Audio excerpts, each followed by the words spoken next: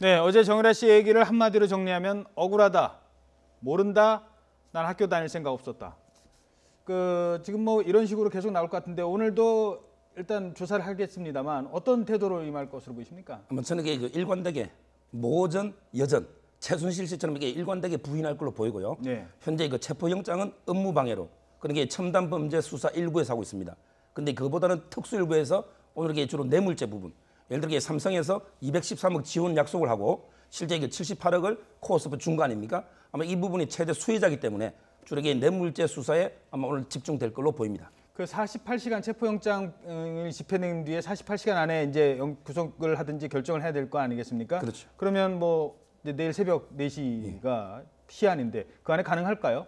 저는 이게 개인적으로 공항에 도착하면 집행할 걸로 생각했거든요. 예. 왜냐하면 이게 11시간을 그냥 허비하는 거 아닙니까? 근데 두 가지 이유 같아요. 첫째는 이게 검찰에서 이미 수사 끝났다. 왜냐하면 이게 업무방해 이미 구형까지 다 끝났거든요. 그다음에 뇌물도 그렇고 이미 수사가 완결됐다는 자신감. 그다음에 두 번째는 국민에 대해서 강력한 처벌 의지를 보여주는 비행기에서부터 수갑을 채워서 체포하는 이런 의지로 보입니다. 예. 자, 삼성의 특혜 지원부터 2대 학사 비리까지 그동안 사실 정유라를 둘러싼 사건은 이화여대부터 시작을 했습니다. 자, 그런데 최순실 씨의 어긋난 모성에서 비롯됐다는 시각도 많죠.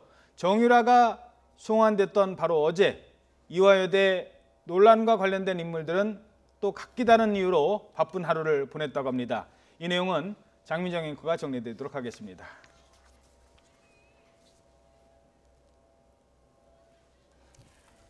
기억하십니까? 지난해 여름 이화여대가 뜨겁게 달아올랐습니다. 미래라이프대학 설립을 둘러싼 갈등 때문이었죠. 학교가 고졸 취업자나 30살이 넘는 성인이 다닐 수 있는 단과 대학을 만들겠다고 하자 학생들이 돈을 받고 학위를 파는 거냐며 격렬하게 반대했습니다. 시위는 본관 점거 농성으로 이어졌고 최경희 당시 총장은 공권력을 투입했습니다. 당시 본관에 있던 학생은 200명 정도, 그런데 동원된 경찰은 1,600명. 과잉 진압 논란이 불거졌습니다. 사태가 일파만파 커지며 학교는 결국 사업을 없던 일로 하기로 했지만 학생들은 총장 사퇴를 요구하기에 이르렀습니다. 이렇게 불만을 하나둘 얘기하다 보니 정유라라는 학생 얘기도 나왔습니다. 수업에 거의 들어온 적도 없는데 비학점을 받아간 학생이 있다는 대자보에 많은 사람들이 분노했습니다. 그리고 비선 실세 모녀의 민낯이 드러났습니다. 누군가는 그러더군요. 이대생이 쏘아 올린 작은 곰이라고. 반년도 더 지난 지금 이대는 얼마나 안정을 되찾았을까요? 공교롭게도 어제 하루 이화여대엔 많은 일이 일어났습니다. 박영수 특검팀은 정유라 특혜를 주도한 혐의로 최경희 전 총장에게 징역 5년을 구형했고요. 이 특혜 의혹을 앞장서 비판해온 김혜숙 교수는 신임 총장에 취임했습니다. 이화여대 역사상 처음으로 이대 구성원들이 직접 뽑은 총장입니다. 또 논란의 중심에 있는 정유라 씨가 돌아왔습니다. 돈도 실력이라고 하던 이 당돌한 아가씨는 어제도 거침없는 말을 쏟아냈습니다. 저는 제 전공이 뭔지도 사실 잘 모르고 저는 한 번도 대학교에 가고 싶어 한 적이 없었기 때문에 대학에 가고 싶지도 않았는데 엄마가 넣어줘서 억지로 이대에 간 거다. 글쎄요, 돈도 실력이라고 했던 그녀가 이건 몰랐던 걸까요? 뿌린 대로 거두는 법인데 말이죠. 네, 사실 이번 어찌 보면 국정농단 사건에 기름을 부은 많은 국민들을 분노하게 만든 그런 발언들의 당사자였는데 근데 좀 다시 따져보면 뭐 정말 기분은 나쁘고 그런 측면은 있지만 과연 이 정유라 씨를 실정법 위반과 관련돼서 뭐 구속을 시킨다든가 처벌을 받게 한다든가 거기에 직접 들어간다면 엄마가 다 했어요라고 해버리면 처벌 가능성은 어떻게 보십니까? 제가 보기에 이거 뇌물 부분은 아직까지 좀 미지수예요. 왜냐하면 이게 체포영장이 없었고 조사를 해봐야 되는 거고요. 그런데 이 업무방해 있잖아요.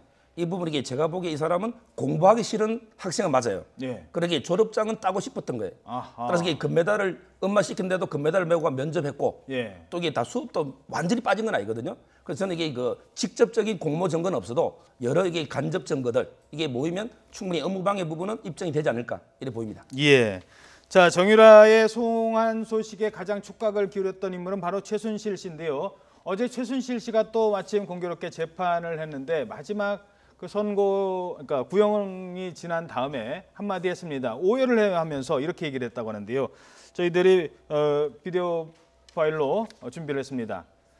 자, 학사비리 결심 공판에서 나온 최순실 씨가 유라는 나쁜 아이 아니다, 용서해달라 뭐 이러면서 사춘기에 언론의 비난이 심해져서 반대급부로 SNS에 심하게 말을 한 거지 그렇게 나쁜 아이다, 나쁜 아이는 아니다, 국민들께서 용서를 해주기 바란다라고 했는데, 자, 국민들이 용서를 해주려면, 요만큼이라도 해주려면 정유라 씨가 달라진 모습을 보이는 것보다는 저렇게 얘기한다면 최순실 씨가 지금이라도 좀 진실을 좀 밝히면 좀 달라질 수도 있지 않을까요? 그렇죠. 뭐 최순실 씨나 정유라 씨나 다 지금 뭐 본인의 혐의에 대해서 뭐 일체 부인하고 있는 뭐 그런 상황 아니겠습니까? 그런 상황에서 국민의 어떤 용서를 구한다는 것은 사실 어떻게 보면 이제 어불성설이고요. 예.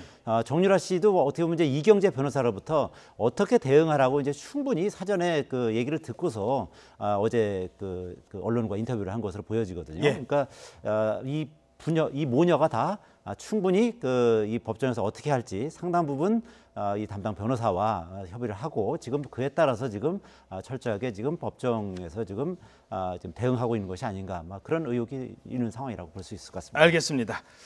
네, 지금까지 이동우 선임 기자 그리고 서정욱 변호사와 함께 관련 내용 짚어봤습니다. 두 분 오늘 말씀 고맙습니다.